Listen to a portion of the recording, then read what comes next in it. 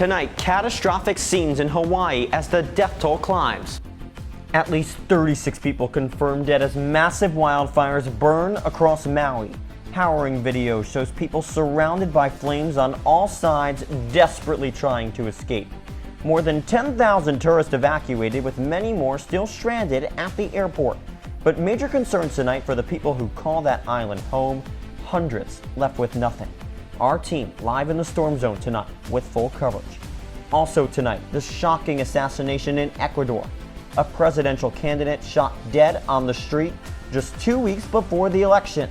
The suspects now in custody as President Biden sends the FBI to help with the investigation. Overseas, a high-stakes prisoner swap set in motion.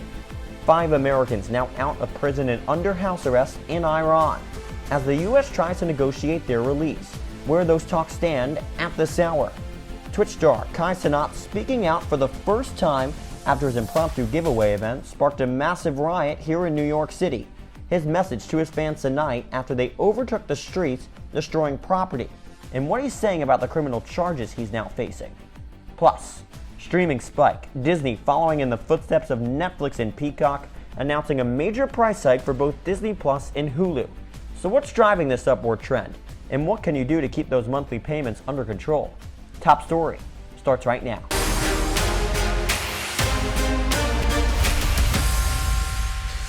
We begin Top Story tonight with that breaking news out of Ecuador tonight. A key candidate for president shot dead just days before the election. The assassination coming as South American nation faces escalating violence by organized crime. NBC's Guad Venegas leads us off. Tonight, shock and horror in Ecuador. A presidential candidate assassinated in the country's capital city just days before the election. At least 12 gunshots heard in the video as Fernando Villavicencio entered a vehicle surrounded by bodyguards. Las mafias tienen los días contados. Villavicencio was running on promises to fight organized crime and corruption, promising to take down gangs in a rally speech just moments before he was shot and killed. And just days ago, saying death threats had been sent to him and members of his staff. The nation's Attorney General office confirming 9 other people, including a candidate for the legislature, and 2 police officers were hurt in the attack. Today, police sharing images of the pistol they confirmed was used in the attack, as well as photos of the alleged 6 suspects that were arrested. An additional suspect was killed in a shootout with authorities. Es un crimen político. Ecuador's current president calling the killing a political crime akin to terrorism and saying it was an attempt to sabotage the election, still set to begin next weekend.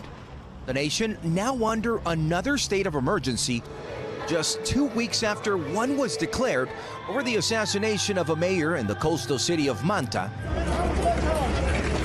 and deadly prison riots across the country. The constant violence between rival gangs inside prisons have left scores of inmates dead, and prison guards even held hostage.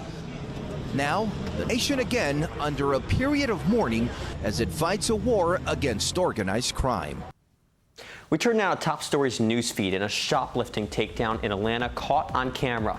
Police body camera footage shows a man trying to steal a TV from a Target store, but then taking off when he sees a police officer.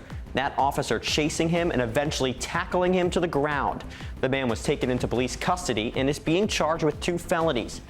And to those massive Armenian-American protests outside of Los Angeles. New video showing crowds waving Armenian flags, blocking lanes on a major highway. The protesters trying to draw attention to the blockades that have put some 120,000 Armenians on the brink of famine. The demonstrators specifically calling out Congressman Adam Schiff by name, who says he is in communication with the White House for push for humanitarian aid. And the writer's strike is not just affecting your favorite shows. This time, it's impacting the Emmys. The upcoming 57th Primetime Emmy Awards have been delayed nearly 4 months. The award show typically airs in September. They're now scheduled for January 15th. Now we turn to the American woman arrested in the Bahamas for allegedly plotting to kill her husband, Lindsay Shriver. A former pageant queen and mother of 3 is accused of conspiring with 2 other men to kill her estranged husband. Her whole plot being uncovered tonight from WhatsApp messages, and our Valerie Castro has the very latest. Lindsay Shiver seen for the first time since she was arrested in connection to a plot to kill her husband. The Georgia mother emerging from a prison transport van with her hands shackled and led into a Bahamian courthouse.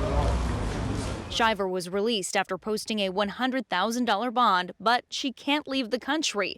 Her travel documents surrendered to the court, an ankle monitor tracking her movements until her next court hearing. Last but not least, I want to thank me. The 36-year-old former beauty queen stands accused in a murder plot to kill her estranged husband Robert, a former Auburn football player and NFL free agent. Her two co-defendants, her reported boyfriend Terrence Bethel and Farron Newbold, all three charged with murder conspiracy according to Bahamian authorities. Local media, Bahamas Court News, reporting prosecutors say the alleged plan was discovered in WhatsApp messages on a cell phone recovered by police who were investigating a break-in. The Shiver couple in the midst of a contentious divorce in the U.S., their 3 young children at the center of a custody battle. The two married in 2010, but Robert filed for divorce in April of this year.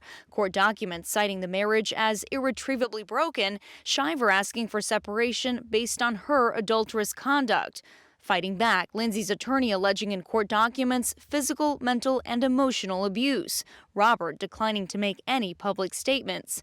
Lindsay Shiver's life at home, far removed from the island paradise she now can't escape. Okay, Valerie Castro in the Bahamas tonight. Valerie, thank you.